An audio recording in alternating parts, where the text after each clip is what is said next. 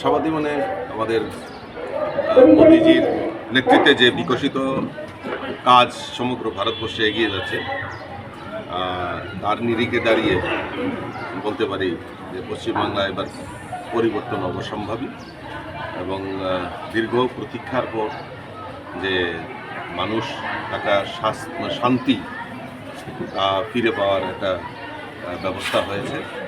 এবং কেন এই কথাটা বলা হচ্ছে, কারণ আমরা যে ভোটের পোলিং ডেটের যে পার্সেন্টেজ আমরা যদি দেখি, প্রায় 90%-এর উপর ভোট কাস্টিং হয়েছে স্বাভাবিকভাবেই। এবং বুথ ফেরত সমীক্ষায় যেটা দেখা গেছে, সেখানে অ্যাবসলিউটলি মেজরিটি নিয়ে ভারতীয় জনতা পার্টি নেতৃত্বে সরকার সেখানে প্রতিষ্ঠিত হতে হচ্ছে। দেখুন,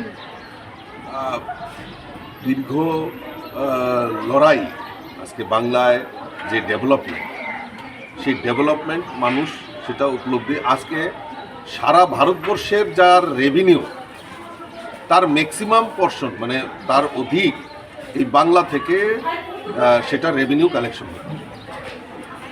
এখানে বিজনেস হাব বলুন, ইন্ডাস্ট্রি হাব বলুন,